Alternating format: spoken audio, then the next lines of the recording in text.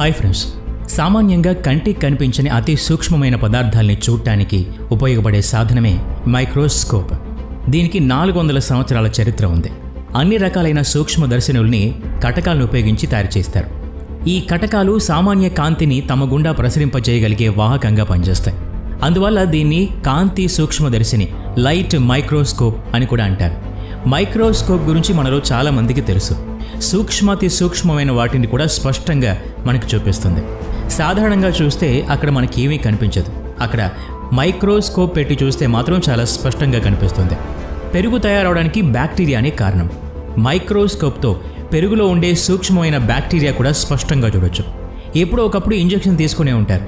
చీమలు దోమలు మన ఎప్పుడు కుడుతూనే ఉంటాయి. అలా ఇంజెక్షన్ చేసినప్పుడు దోమ కుట్టినప్పుడు చర్మం మీద ఎలా ఉంటుందో ఎప్పుడైనా చూసారా? ఒకవేళ చూడకపోతే ఈ వీడియో చివరి వరకు చూడండి. ఈరోజు మైక్రోస్కోప్తో కొన్ని విషయాలు చూస్తే మీరు కూడా ఆశ్చర్యపోక తప్పదు.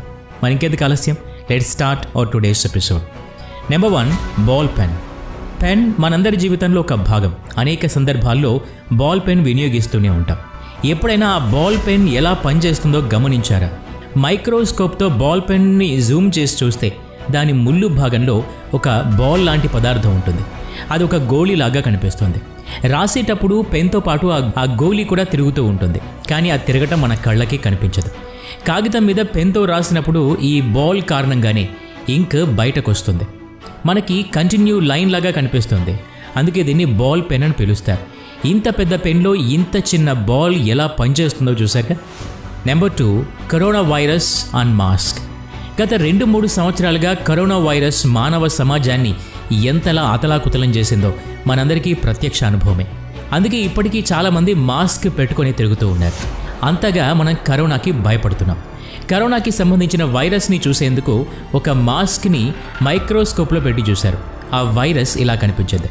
ఇంత చిన్న వైరస్ ఇంత పెద్ద ప్రపంచాన్ని కుదిపేసింది. Number 3, phone screen colour. Mobile మన రోజువారీ జీవితంలో ఒక భాగం.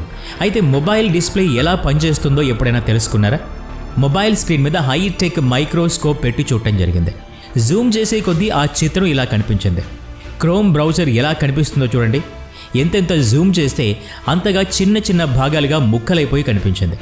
చివర్లో ఇలా కనిపించి ఆగిపోతుంది. చివర్లో రంగురంగుల బాక్సులు మాత్రమే కనిపిస్తాయి. వాటిని పిక్సెల్ అంటారు. ఇందులో 3 రంగులు మాత్రమే కనిపిస్తాయి: రెడ్, బ్లూ, గ్రీన్. ఈ 3 రంగుల కలయికతోనే ఇతర రంగులు కూడా కనిపిస్తాయి. వీటన్నిటి కలయికతో ఒక స్పష్టమైన చిత్రాన్ని చూడగలం. మన ఇంట్లో కనిపించే అనేక వస్తువులు ఇలా పిక్సెల్ సహకారంతోనే స్పష్టంగా కనిపిస్తాయి. చూసారా, ఒక చిన్న పిక్సెల్ వేలల్లో చేరి ఎంత గమ్మత్తుగా అద్భుతమైన చిత్రం తయారవుతుందో.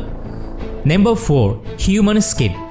మనిషి శరీరం మీద కనిపించే చర్మాన్ని మైక్రోస్కోప్తో జూమ్ చేసి చూస్తే ఇలా కనిపిస్తుంది. రకరకాల ప్యాటర్న్స్లో కనిపిస్తుంది. లోపల నుంచి వచ్చే చెమట కూడా ఎంత స్పష్టంగా కనిపిస్తుందో చూడండి. Number 5, injection enter the body. ప్రతి మనిషి ఏదో ఒక సందర్భంలో ఇంజెక్షన్ తీసుకునే ఉంటాడు. లేదంటే దోమలైనా మనని ఇంజెక్షన్ లాగా కొట్టి ఉంటాయి. ఇంజెక్షన్ తీసుకోవడం ఎవరికి ఇష్టం ఉండదు, అయినా తప్పదు. అయితే చాలా సన్నగా కనిపించే ఆ ఇంజెక్షన్ నీడల్ మైక్రోస్కోప్తో చూస్తే ఇలా పెద్దగా కనిపిస్తుంది. పైగా ఇంజెక్షన్ చేసిన ప్రాంతాన్ని ఎవరో పొడిచినట్టుగా ఇలా తయారవుతుంది. సాధారణ కళ్ళకి అవి కనిపించవు. Number 6, human bones.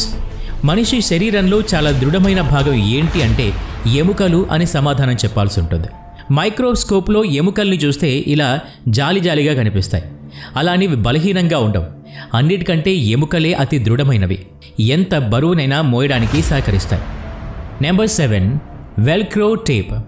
షూస్కి, బ్యాగ్స్కి ఇలా చాలా చోట్ల వెల్క్రో టేప్ని వాడుతూ ఉంటాం. వాటిని అతికించడం, విడదీయడం భలేగా ఉంటుంది. ఈ టేపు ఎలా అతుక్కుంటుందో మైక్రోస్కోప్లో చూద్దాం. ఈ 2 పట్టీల్లో ఒక పట్టీ మీద హుక్స్ లాంటి అమరిక, మరోవైపు వాటిని విడదీయడానికి గట్టి దారం లాంటి అమరిక ఉంటుంది. వెల్క్రో టేప్ అతికించేటప్పుడు ఈ హుక్స్ ఆ దారాన్ని పట్టుకొని గట్టిగా ఉంటాయి. తీసేటప్పుడు ఆ దారం హుక్స్ నుంచి వేరవుతుంది. చప్పుడు కూడా చేస్తుంది. తీయడం, పెట్టడం భలే తమాషాగా అనిపిస్తుంది కదా. Number 8, peacock feather. నెమలీకలంటే అందరికీ ఇష్టం. పిల్లలకి ఇంకాస్త ఎక్కువ ఇష్టమే. అందుకేగా పిల్లలు ఖచ్చితంగా తమ పుస్తకాల్లో వాటిని భద్రపరుచుకుంటూ ఉంటారు. మీ అందరికీ కూడా బాల్యంలో ఇలాంటి అనుభవమే ఉంటుంది. ఈ నెమలీకని మైక్రోస్కోప్లో చూస్తే ఇలా కనిపిస్తుంది, రంగురంగుల దారం పరిచినట్టుగా. ఇంకాస్త జూమ్ చేసి చూస్తే ఇలా వరుసగా రంగులు అద్దినట్టుగా కనిపిస్తుంది. మైక్రోస్కోప్లో కూడా నెమలీక భలే అందంగా కనిపిస్తుంది కదా. ఈ క్రెడిట్ నెమలికే చెందుతుంది. నెమలిని వాటి ఈకల్ని ఇంత అందంగా తయారు చేసిన ప్రకృతికి దక్కుతుంది.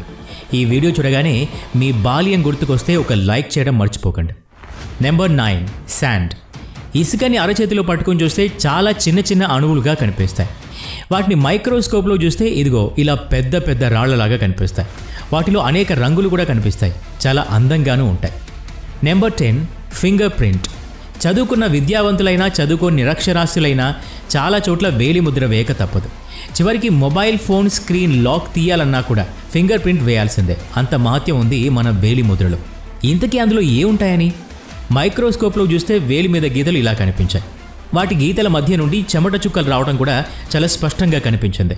ఇన్ని కోట్ల మందిలో ఏ ఇద్దరి వేలి ముద్రలు ఒకేలా ఉండవు. చాలా విచిత్రమైన విషయం కదా. Number 11 shark skin. Shark fish ఎంత ప్రమాదకరమైందో మనందరికీ తెలుసు. దీని చర్మాన్ని మైక్రోస్కోప్లో చూస్తే ఇలా చిత్రంగా కనిపిస్తుంది. మొదటిసారి చూసినప్పుడు రాళ్లలాగా కనిపించింది. ఇంకాస్త జూమ్ చేసి చూస్తే ఒక ప్రత్యేకమైన ప్యాటర్న్స్ కనిపించాయి. నునుదేళ్ల రాళ్లలాగా కనిపిస్తాయి. చెప్పాలంటే ప్రమాదకరమైన ఆయుధంలాగా కనిపించాయి. Number 12 salt. ఉప్పు లేకుండా మన వంటలు పూర్తి కావు. ఉప్పు లేని కూరలు రుచిగా కూడా ఉండవు. చాలా సన్నగా చిన్నగా కనిపించే ఉప్పు రేణువుల్ని మైక్రోస్కోప్లో చూస్తే ఇలా కనిపిస్తాయి. ఇంకాస్త జూమ్ చేస్తే నీలిరంగులో అగుపిస్తాయి. నిజమే, ఉప్పు నీలిరంగులోనే ఉంటుంది, కానీ అది సాధారణంగా చూస్తే తెల్లగానే కనిపిస్తుంది. నెంబర్ 13 వేలి మీద చిన్న ముళ్ళు గుచ్చుకున్నా కూడా నొప్పిగా అనిపిస్తుంది. సాధారణంగా చూస్తే చాలా చిన్న ముళ్ళే అనిపిస్తుంది. మైక్రోస్కోప్లో చూస్తే ఇదిగో ఇలా పెద్దగా కనిపిస్తుంది.